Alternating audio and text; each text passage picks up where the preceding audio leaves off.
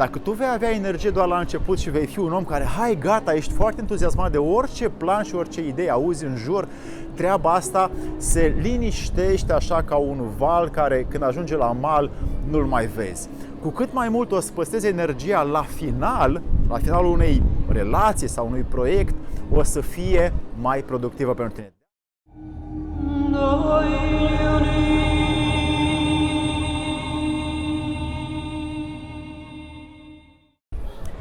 În fiecare ființă umană stă o forță creatoare, stă o relație cu divinitatea, o posibilă relație cu divinitatea, dar la cei mai mulți este latentă, letargică, apatică și puțini oameni își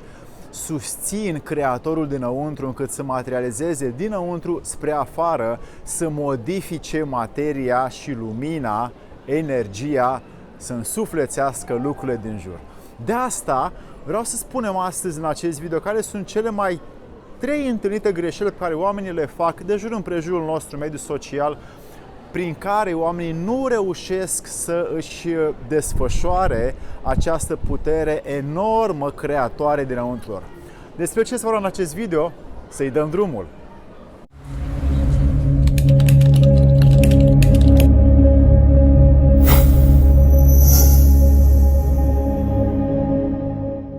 Prea înțelepții mei prieteni, vreau așa să fim martori în această viață la o unică șansă prin care tot ceea ce simțim să-i facem ca dar, ca har, ca vocație, ca inovație să materializăm. Pentru că noi ceea ce vedem în jur nu este chiar cea mai bună variantă. Foarte puțini oameni din jur știu să-și materializeze viața interioară spre afară, dar cei mai mulți repet unii de la ceilalți și nu aduc originalitate, nu aduc vocație, nu aduc energie, ci doar copiază și imită niște comportamente care le-au văzut în jur la părinți, bunici, care nu și-au desăvârșit creația dinăuntru. Totuși, printre aceia puțini care îi cunoaștem, și eu am cunoscut câțiva de la care m-am inspirat foarte mult, încât ceea ce au ei înăuntru, menirea lor,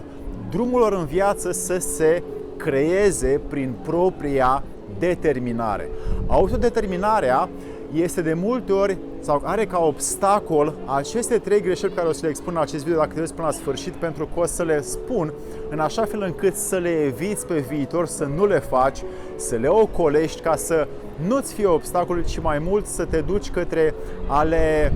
îndepărta în tine și în apropiații tăi, ca fiecare dintre voi, tu sau ceilalți, să vă materializați vocația și darul interior. Prima greșeală întâlnită este că foarte puțini oameni au energie la sfârșit. Cei mai mulți au energie la început, entuziasm, energie. Hai să deschidem un proiect, un plan, o afacere, hai să materializăm ceea ce ne dorim. Apare un entuziasm vis-a-vis de un concept, de o idee care n-a fost încă practicată de viața lor interioară și oamenii speră să se îmbogățească, speră să aibă relații sănătoase, speră să atingă pe Dumnezeu de picior. Dar asta este o mare greșeală pe care foarte mulți oameni o fac pentru că nu știu ce muncă responsabilă o să aibă de făcut, nu știu cât de multe eforturi trebuie să facă, nu știu de câte ori trebuie să trezească dimineața ca să susțină proiectul lor, nu știu de câte multe telefoane trebuie să ia, de cât de multe resurse trebuie să își dea dinăuntru spre afară și oamenii se entuziasmează de idee, dar nu reușesc să țină pasul cu ideea pentru că ideea are atât de mulți pași, are unei mulți responsabile, de trudă, de efort, de a pune energie constantă, încât de-abia după ce dai 200% din cât ți-ai propus, reușești să ții energia aceea pe care tu ai avut-o la început, să o depui spre finalul proiectului. Dacă tu vei avea energie doar la început și vei fi un om care, hai, gata, ești foarte entuziasmat de orice plan și orice idee auzi în jur, treaba asta se liniștește așa ca un val care, când ajunge la mal, nu-l mai vezi. Cu cât mai mult o să păstrezi energia la finalul unei relații sau unui proiect, o să fie mai productivă pentru tine. De asta, cele mai mari satisfacții în viață vin din relațiile interumane, din relațiile sociale, sau de relație de prietenie, când după 5, 10, 20 de ani de prietenie, cele mai lungi prietenii sau cele mai productive prietenii sunt cele care au minim 7 ani. Deci după ceea ce ai prietenii mai îndelungate, apare o satisfacție care înseamnă că ai depus suficientă energie încât să primești acea bucurie interioară. La fel, o altă satisfacție care apare după mult timp este relația profesională sau relația cu jobul, încât după ce tu ai susținut un proiect la munca pe care tu o faci și a trecut mai mult timp și vezi rezultate, abia atunci apare acea satisfacție interioară și îți dă energia să continui. În orice proiect te bagi, păstrează cât mai multă energie de la jumatea spre finalul proiectului, încât să poți să susții toți pașii, toate etapele, toate nivelurile unui proiect sau unei relații, în așa fel încât să nu te dai bătut la ce obstacole apar. A doua greșeală pe care oamenii o fac atât de des încât m-am cam săturat să o văd, este că oamenii vor să facă treburile singuri, vor să deschidă proiecte, afaceri, business-uri, să devină antreprenori singuri. Treaba asta nu se poate. E nevoie ca oamenii să creadă în tine, e nevoie să fii susținut de către ceilalți, e nevoie să ai constantă susținere din partea altora și să ceri ajutorul, încât oamenii să te coordoneze, să te ajute, să te susțină, mai ales emoțional, nu neapărat intelectual sau rațional. E nevoie ca să-ți expui ideile unor oameni care știi că au făcut mai mult decât tine, care și-au dăruit viața lor unor scopuri mai înalte decât ei înșiși. Du-te între acei oameni care au reușit și vezi ce sfaturi, ce sugestii, ce păreri, ce soluții îți pot da ei. Dacă tu vrei să faci treburile singur, stai închis în casă și te uiți doar pe net, treaba asta nu o să meargă, pentru că nu vei avea relații directe cu acei oameni, încât să înveți prin proprie experiență practică, față în față, ceea ce ai de făcut. De asta, în orice ce te bagi să faci și îți dorești să faci, du-te și susține părerile tale în fața unor oameni, unor comunități, bisericii, orașului, blocului, vecinilor, prietenilor, rudelor, celor de la muncă, colegii tăi, încât să reușești să ai câțiva, 2-3 care să susțină nebunia aia ta de idee pe care să o pui, să fiți toți în același autobuz când tu o prezinți. Și dacă oamenii se suie în același autobuz cu tine, în ideea ta, în conceptul tău, în planul tău, în proiectul tău, acei oameni o să fie susținătorii tăi, o să fie străjerii tăi, o să fie bodyguardzii tăi, o să fie oameni care o să te susțină ca fanii unei echipe de fotbal, care îi dau energie echipei să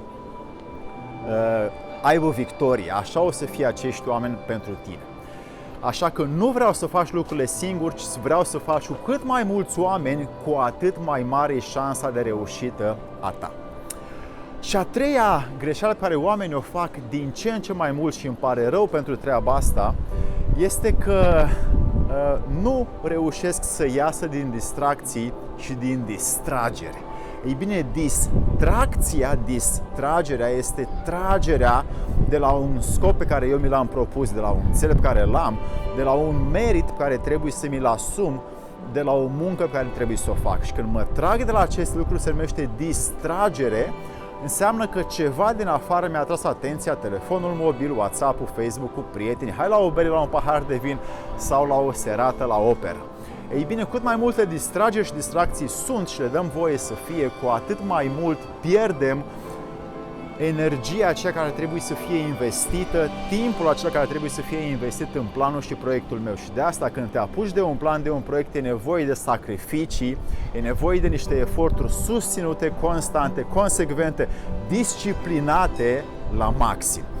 Cu atât mai mult vei reuși când vei avea direct proporțională această energie constant către proiectul tău și te vei înlătura pentru o perioadă, 1 an, 2, 3, o lună, de la distragerile de rutină pe care toți ceilalți din jurul tău le vor avea spre nefericirea viitorului lor. Și de asta vreau să-ți propun să nu mai faci această greșeală, ci când te apuci de un proiect care merită să servească mai mult decât făptura ta pe această planetă și altora, mai ales,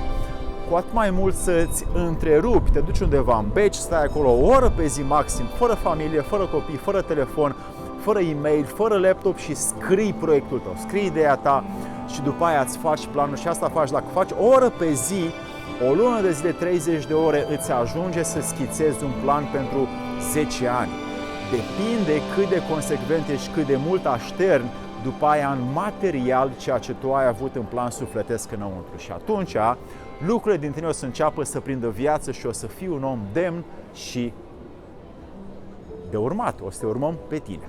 De asta vreau să nu mai facem aceste greșeli și să reușim să ne îndepărtăm de ele și încât să fim și exemple pentru ceilalți, ca să nu îi lăsăm nici pe ei, pentru că și ei, dacă îi lăsăm pe ei, o să fie exemple poate nu prea bune pentru ceilalți care o să vină din generațiile următoare. Așa că hai să ne apucăm de treabă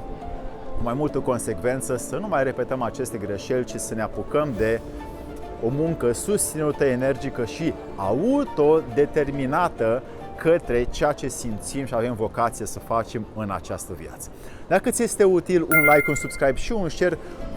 tot cu clopoțelul în subscribe, ca să fie util și altora la care tu vrei să împarți. Să-ți fie de bine!